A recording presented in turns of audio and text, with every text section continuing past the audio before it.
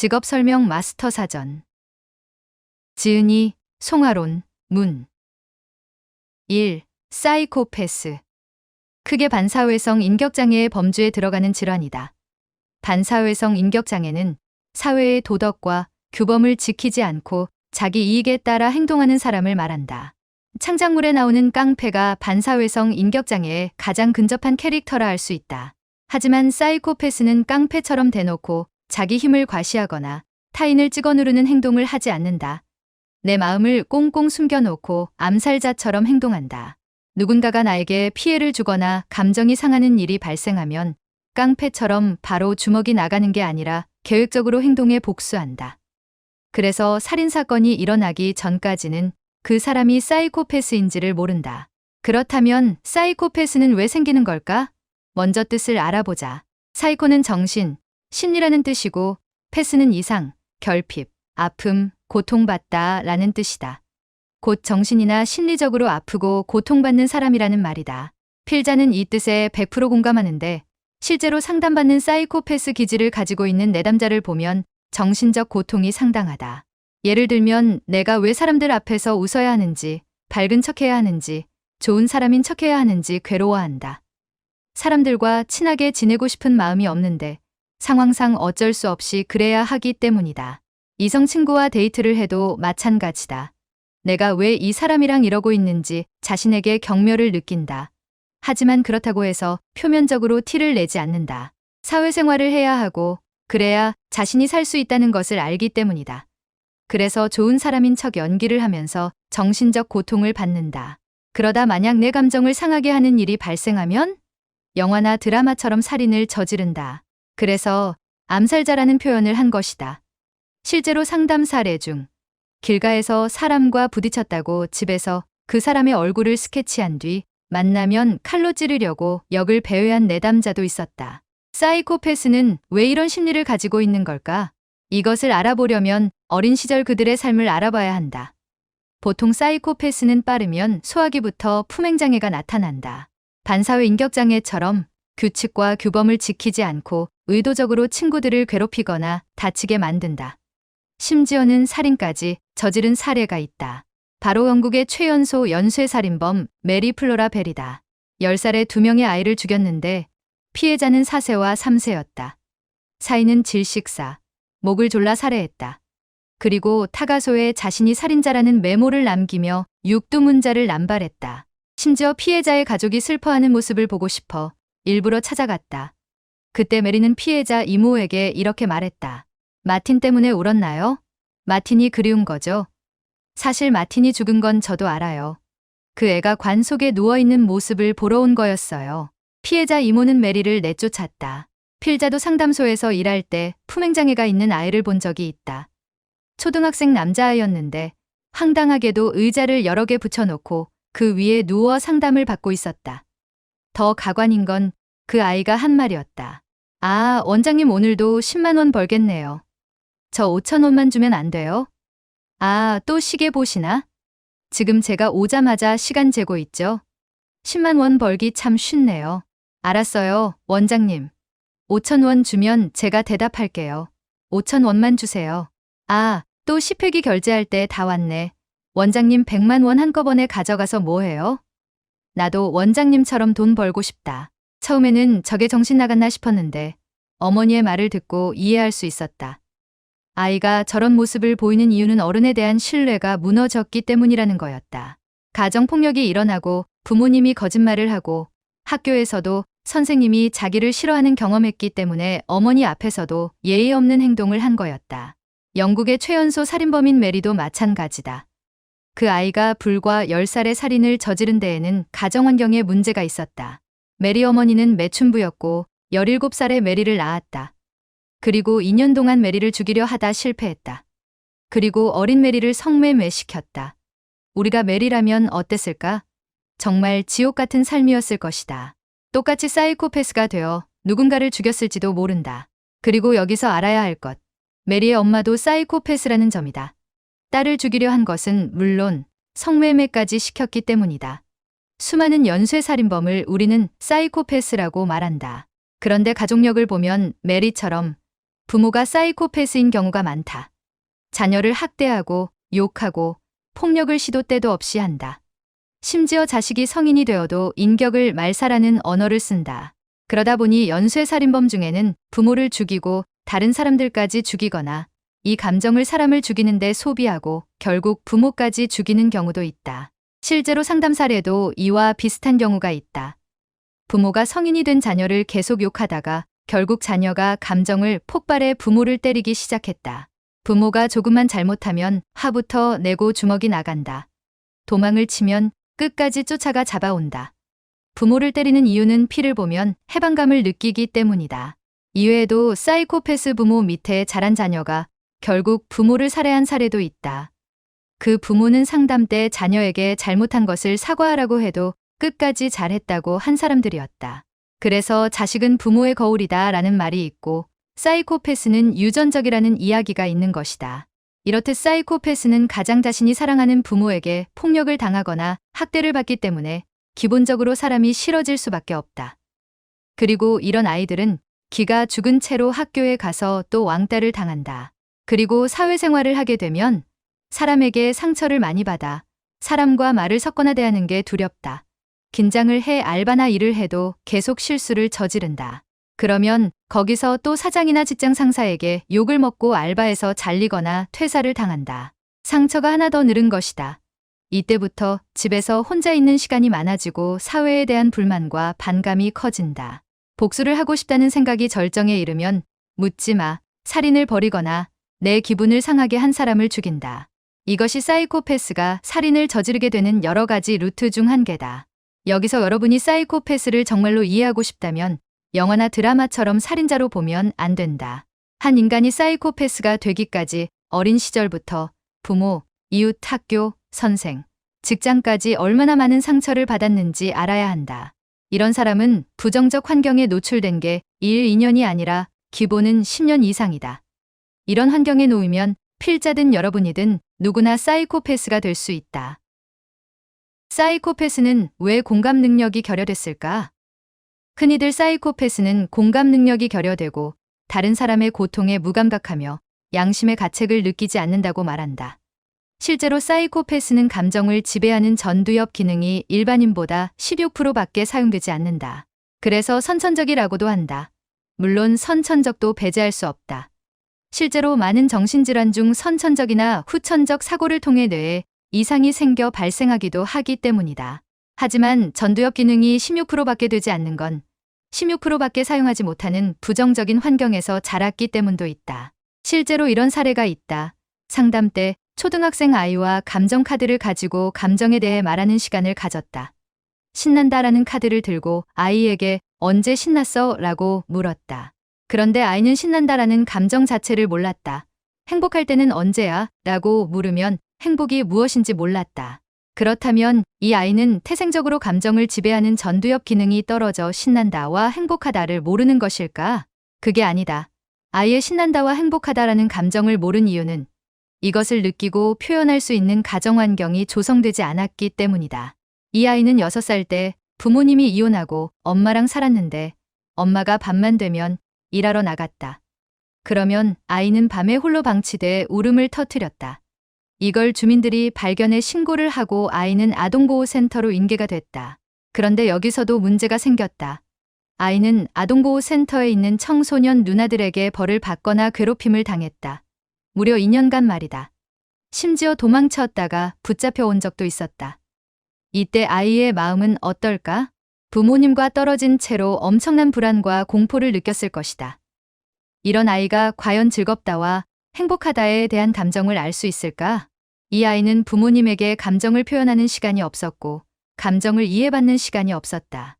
그러니까 당연히 모를 수밖에 없는 것이다. 오래전 필자의 지인 중 이런 말을 한 사람이 있었다. 나는 사람들이 정신적으로 이해하는 걸 이해하지 못하겠어. 당시에 나는 심리 공부를 하지 않았던 때라 오히려 지인을 이해하지 못했다. 누구나 힘든 시기는 있을 수 있기 때문이었다. 그런데 알고 보니 지인이 그런 이야기를 했던 건 자신이 정신적으로 힘들 때 이 감정을 받아주고 공감을 해준 사람이 없었기 때문이었다. 이와 비슷한 감정은 이성 친구를 사귈 때나 대인관계에서도 발생한다. 내가 어떤 이야기를 했는데 상대방이 내 감정을 받아주지 않거나 공감을 하지 않는 경우가 많다면 나도 상대방의 이야기에 감정을 받아주거나 공감하고 싶은 마음이 싹 사라진다. 사이코패스는 살면서 이런 경험을 너무나도 많이 했기 때문에 공감 능력이 결여되는 것이다. 선역 창작 팁. 창작물에서 사이코패스 하면 살인자나 악당부터 떠올리는 사실이다. 하지만 그렇다고 해서 선역이 불가능한 건 아니다. 얼마든지 개그 코드를 넣을 수 있다. 우리가 예능에서 바보 캐릭터를 보고 즐거워하는 건 허술함에서 재미를 느끼기 때문이다. 사이코패스도 마찬가지다. 일단 기본적으로 상대방에 대한 감정을 공감하지 못하고 결여되어 있어 이 부분을 재밌게 연출할 수 있다. 예를 들어 상대방의 감정에 공감해 줄 때 표정이나 말하는 게 로봇 같거나 웃는 게 어색하거나 예쁜 말 고운 말만 쓰려고 노력하는 것이다. 또 평소에는 무언가에 배워도 이런 피쯤이야 하면서 시크하게 넘어가는데 사람들이 있을 때는 사이코패스인 걸 들키기 싫어서 질질 짜면서 아픈 척 연기를 한다. 이때 사이코패스의 키워드는 진정한 인간이 되려는 노력형 인간 귀여움이 되겠다. 아니면 극단적 무신경이라는 성격도 부여할 수 있다.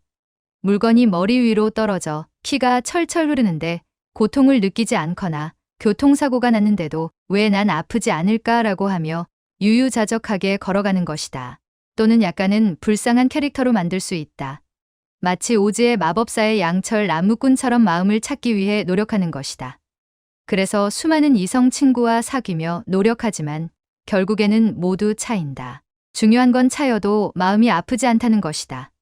여기서 쓸쓸한 장면을 연출할 수 있다. 이외에도 상대방이 힘들다는 감정을 호소하면 나쁜 남자처럼 말없이 손수건만 건네주고 가거나 시크하게 요리나 선물을 주는 행동을 할 수도 있다. 상대방의 감정에 공감하지는 못하지만 인간으로서 해야 하는 도리를 학습해 기계처럼 행동하는 것이다. 위에 대한 연출의 전제 조건은 반드시 처음에 주인공이 사이코패스라는 걸 독자가 알아야 한다. 이걸 숨긴 채로 진행하면 또라이밖에 안 되기 때문이다. 단 작중 주변 인물은 사이코패스라는 걸 알아서는 안 된다. 그래야 사이코패스만의 매력이 살아나기 때문이다. 그리고 선역이라도 반드시 집어넣어야 할 설정. 바로 사이코패스만의 공포, 살기 스킬이다. 주변 사람에게 무슨 일이 생기면 허술해 보이는 우리의 사이코패스가 도와주는데 눈빛이나 섬뜩한 대사 하나로 상대방을 압살시켜 버리는 것이다. 한마디로 패왕색 패기를 패시브로 창작하고 있는 것이다. 사이코패스의 진정한 위대함은 소름 돋는 공포에서 나오기 때문이다. 그리고 사이코패스를 설정할 때 반드시 결정해야 할 포인트가 있다. 사람을 싫어하는 설정을 뺄 것인가, 넣을 것인가? 이다. 깔끔하게 스토리를 이끌어가고 싶다면 사람을 싫어하는 설정은 빼고 감정이 결여된 모습만 보여주면 된다. 사람을 싫어하는 설정이 들어간다면 주의해야 할 부분이 있다. 바로 사이코패스의 독백이 생각보다 많이 들어갈 수도 있다는 것이다. 이유는 작품을 이끌고 가려면 주변에 다양한 인물이 등장할 텐데 서로 대화를 하거나 같이 무언가를 하는 장면이 생기면 반드시 사이코패스의 독백이 들어가는 타이밍이 생기기 때문이다. 이때 사람이 싫은 부정적인 독백을 너무 많이 넣지 않도록 주의하자. 소설이면 그래도 심리 묘사를 하는 거라 괜찮은데 웹툰, 영화, 드라마인데 독백이 덕지덕지 붙으면 재미가 없기 때문이다. 이것을 잘 표현한 영국 드라마가 있으니 바로 빌어먹을 세상 따위이다. 유튜브에 검색해도 요약본이 나오고 넷플릭스에서도 볼 수가 있다. 마지막으로 사이코패스가 선역일 때 반드시 해야 할 설정 중 하나가 바로 과거이다. 악역이라면 굳이 작중에서 과거를 보여줄 필요는 없다. 사이코패스만의 카리스마가 떨어질 수 있기 때문이다. 하지만 선역이라면 감정 결여와 사람들과 잘 지내려 하는 고통과 고뇌가 들어가기 때문에 과거 이야기를 하지 않을 수가 없다. 그러니 반드시 캐릭터 설정을 할 때 두 가지 중 하나를 선택해 설정하자. 첫 번째, 선천적 사이코패스라 어린 시절부터 자극적인 행동을 하는 모습을 설정한다. 두 번째, 사이코패스가 된 부정적 환경 요인을 설정한다. 첫 번째라면 감정을 느끼고 싶어 극단적인 놀이나 행동을 하는 모습을 보여주면 된다. 빌어먹을 세상 따위에서의 사이코패스는 튀김기에 손을 넣었다. 이처럼 사이코패스에 동화되어서 나라면 이런 행동을 해보겠다고 하는 참신한 행동을 보여주도록 하자. 이때 주의해야 할 점이 있다. 나도 보통 사람들처럼 똑같이 감정을 느끼고 싶어서 이런 행동을 한다라는 감정선을 보여줘야 한다는 것이다. 한마디로 고뇌와 고민이 들어가서 하는 행위처럼 보여야 하지. 그냥 재미를 위해 하는 행동처럼 보이면 안 된다. 두 번째는 환경적 요인을 설정 때 반드시 사람에게 상처를 받은 과거를 만들어줘야 한다. 일단 어린 시절에 부모님에게 학대를 받은 것으로 설정할 수 있다. 많은 영화나 드라마에 나오는 클리셰이다. 하지만 이것이 정석이기 때문에 똑같은 학대라도 어떤 학대를 당했는지 차별화할 생각을 해보자. 진부한 소재에서 단 하나의 차별화가 사람들을 끌어당긴다. 이외에는 어떤 나이대에 뇌리에 박힐 정도로 부정적 경험을 해 사이코패스가 됐다라고 해도 좋다. 실제로 상담 사례 중 사이코패스 판정을 받은 청년이 있었다. 그 청년은 상담 중에 절대로 잊지 못한 기억이 있다고 말했다. 어린 시절에 집에 부모님도 없고 며칠 동안 밥도 제대로 먹지 못해 엄마를 찾기 위해 밖으로 나갔다는 것이다. 그런데 집 앞에서 현기증이 낯설어진 채로 계단에 오바이트를 했다. 그 모습을 본 이웃집 아줌마가 화를 냈다. 너 왜 여기서 토하고 그러니? 청년은 그때 아줌마 표정을 잊을 수 없다고 말했다. 정말 아무것도 먹지 못해 죽을 것 같이 괴로웠는데 그 아줌마는 어린 나에게 화를 냈다는 것이다. 그래서 자기는 반드시 사람들에게 복수하고 싶다고 말했다. 이처럼 사이코패스를 설정할 때는 반드시 잊지 못하는 부정적인 경험을 만들어 주도록 하자. 이때의 포인트는 극한의 상황을 만드는 빌드업이다. 청년이 밥을 며칠 동안 먹지 못해 배고팠던 상황에서 상처를 받은 것처럼 사이코패스도 극한의 환경에 놓였는데 사람들이 자신을 구제해 주기는커녕 오히려 상처를 입는 것이다.